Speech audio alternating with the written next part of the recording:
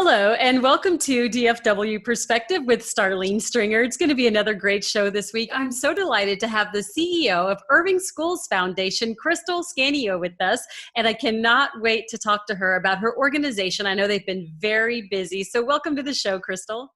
Thank you, Starlene. It's a pleasure to be here. Well, we are under better circumstances. We're all on Zoom these days and talking this way to stay safe. But I know that your organization has been very busy helping people out, the teachers, the students. Can you give everybody a background, first of all, about Irving Schools Foundation, what it is you do on a usual basis? Sure. So we have been in existence for 35 years. And when we were first started, it was originally just to help some teachers out. It was started as just a small little side project for the school district, and it has grown to this beautiful organization that is today. We have amazing teachers that support us every year. They're actually one of our biggest donors every year. Our teachers raise $350,000 for us every year. Wow.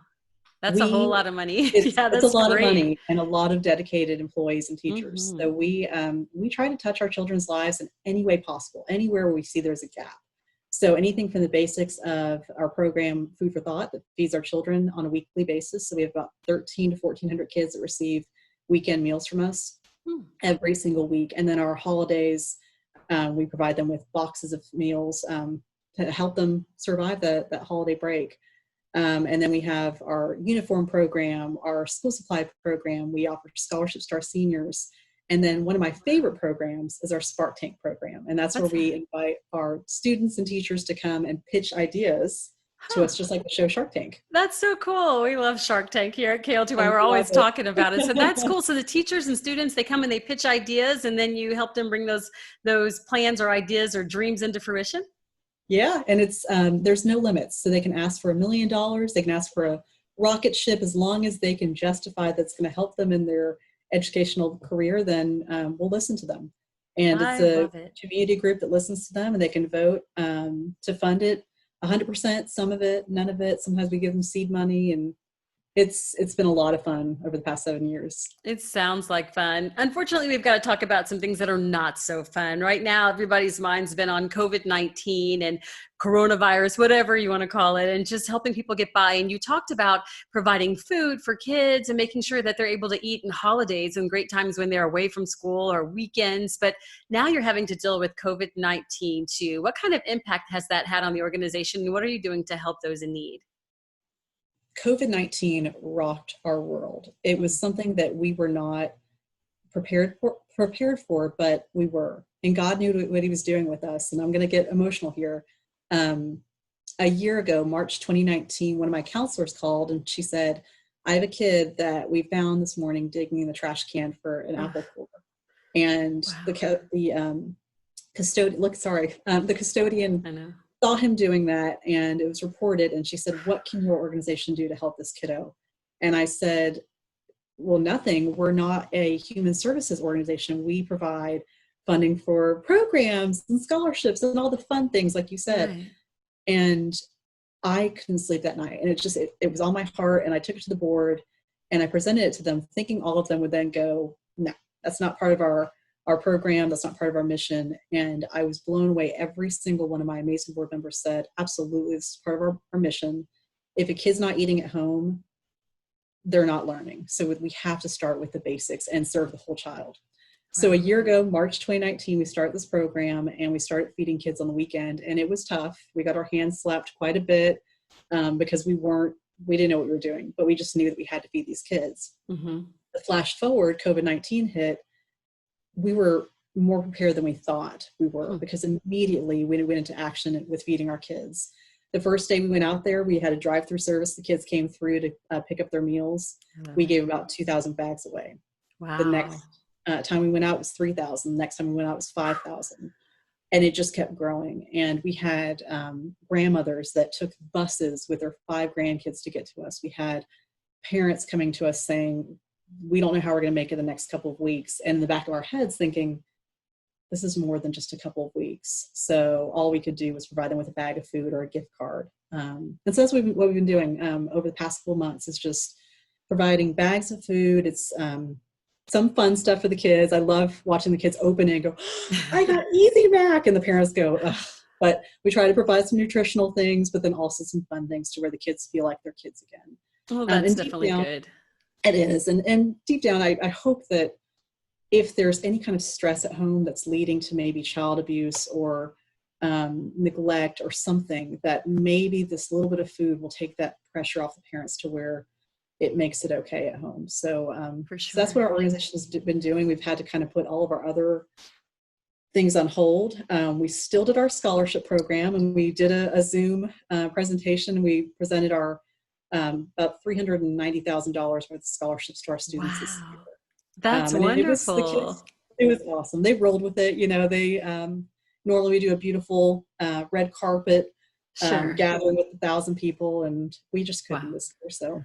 Well, you know what? I know they forgive you. Everyone understands it's been a very different year for all of us and trying for many. And it sounds like y'all are doing an amazing job. You're right. That is a God thing that a year ago, you guys were making changes to be able to feed kids. And then March, it's like everything just kind of shut down after that spring break time for many, or for some, it was before spring break. And either way, you just know that's God when you're like, we started preparing for this a year ago and you didn't even know it, but he knew, and y'all were able to help all those kids. That's a lot. When you started giving the thousands, I'm like, okay, now Crystal girl, you're about to make me cry. And I'm like, here we go. I have heard so many stories that just hurt my heart. And you talked about kids being abused and neglected. And I've talked with different organizations who touched on that and were saying how high the numbers are and that they expect those numbers to go even higher once the kids return to the classroom, and teachers, and like the person who was observing them going and getting, you know, something out of the trash. It's like it takes that kind of person getting involved and noticing and seeing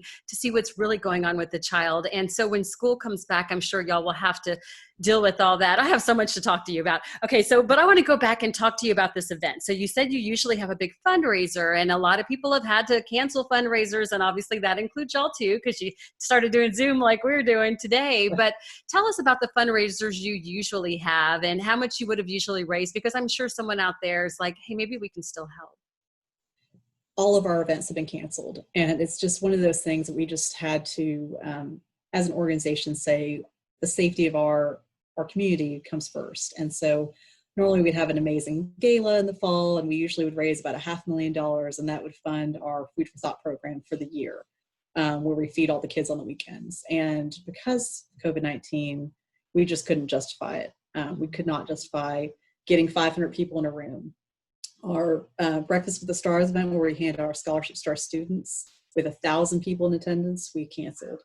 And that one normally isn't a fundraiser for us. It's more of a fun event for the kids.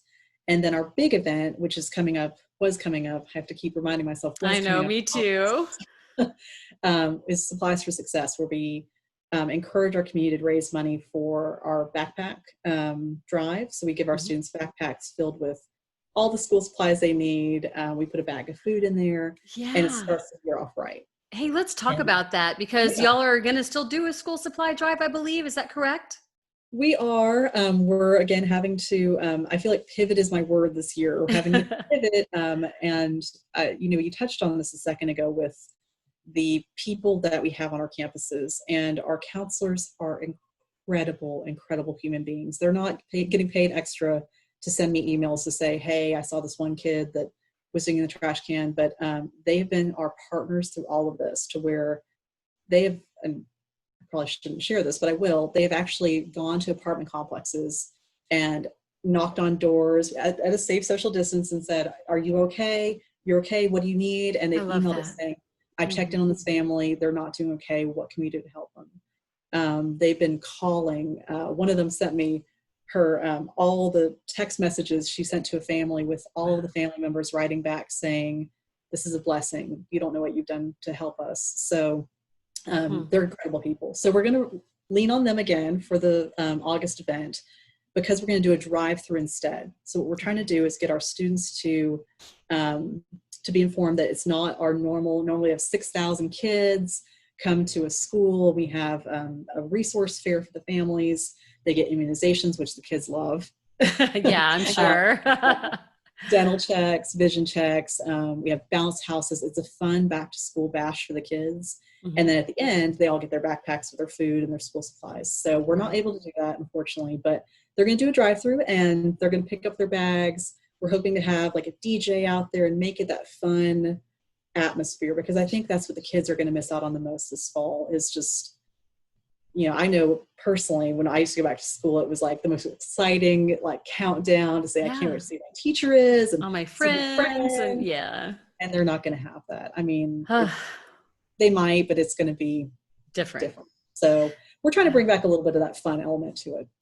Well, I love the thought of that. And, I know it takes a lot of time. And as you mentioned, the teachers get involved to help out. But what about volunteers in a normal world pre-COVID? I'm sure you probably had them. I don't know if you still need them now. How can people get involved and help if they want to actually be, the hands and feet and help you do the volunteer work? We need volunteers so much more now than we ever did before. We're encouraging people in the community to do it in a safe way. So we've had some families get together and they've actually built bags for us, dinner bags.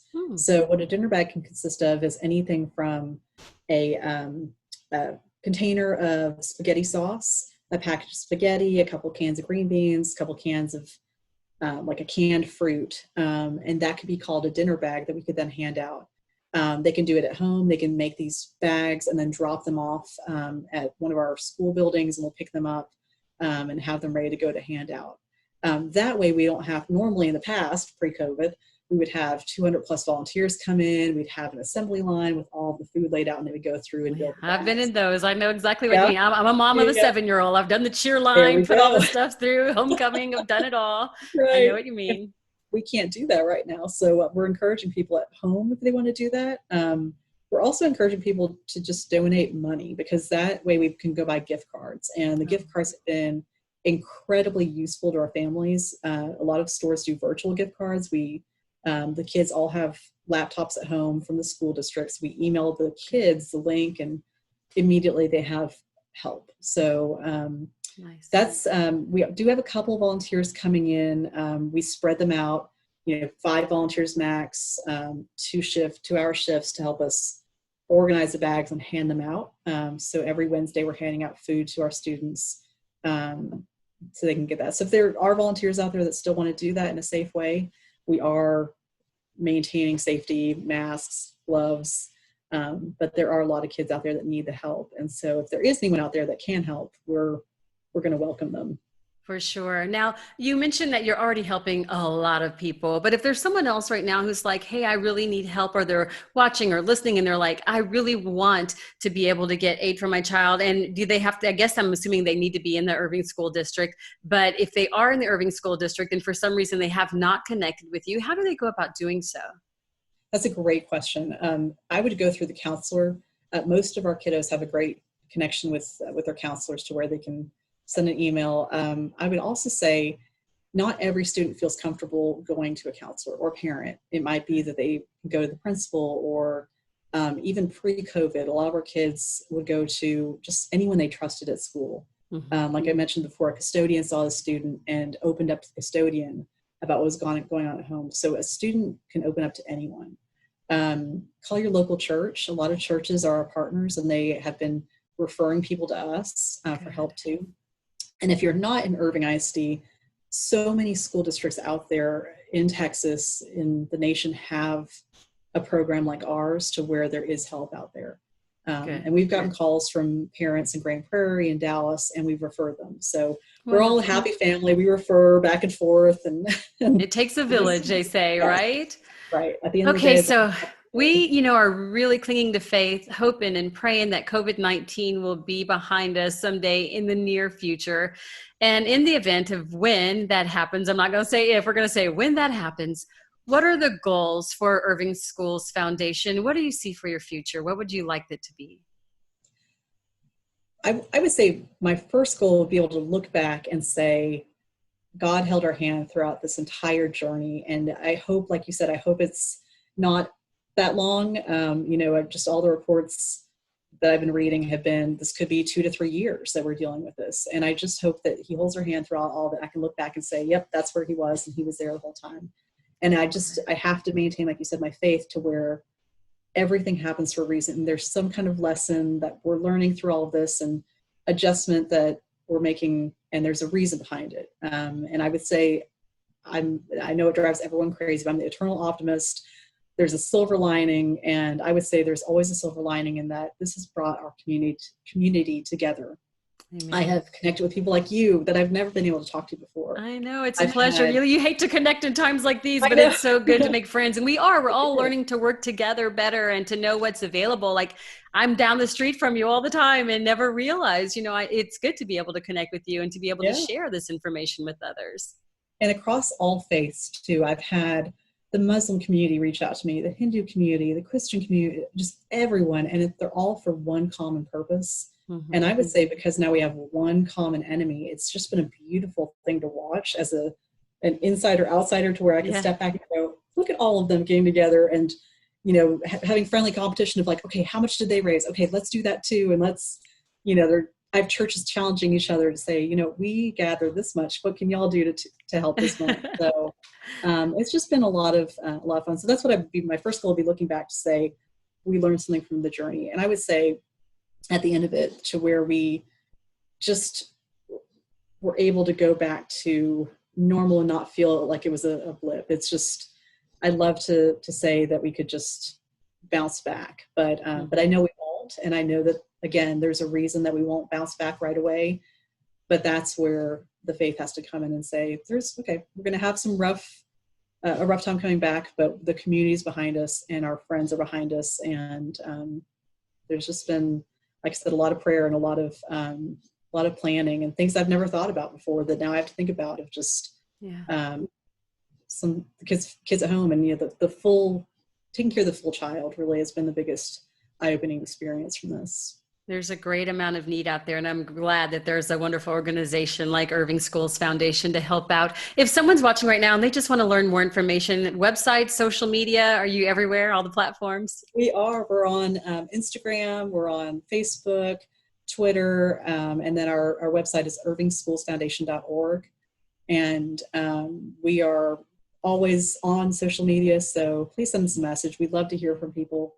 Even if you're not able to financially give or give of your time, we love the sweet messages we're getting from the community just saying, hang in there. Because I think when the writer writes that, they probably just think, oh, they don't even read this. I read each one of those, and it always seems, and you're nodding your head, I bet you agree, it always seems like those days when you're like, I'm done. Yep. I give up. I can't do this anymore. You get that message and you're like, okay, I'm going to try again one more day. Exactly. I'm like, okay, use me, Lord. Sometimes you're like, why is this happening? It's the worst day. And then you get that message and you're like, God is good. So. And prayer. I would ask for everyone just to pray for our kids and for their safety, and just that they come back in the fall, and they've had a challenging go at this, but that they're strong and that they just remain healthy. That's what I'm just really praying for. Well, we'll be in agreement in that prayer with you that everything is going to be great for the school year for 2020-21 for these kids that are coming back to a whole different world because of COVID-19. We've been talking to the CEO of Irving Schools Foundation, Crystal Scanio, and it's definitely been a pleasure. Thank you so much for joining us, and don't be a stranger. Come back anytime. Thanks, Starlene. It was an honor. I appreciate it. You're so welcome. And thank you for listening to DFW Perspective with Starlene Stringer. Have a blessed week.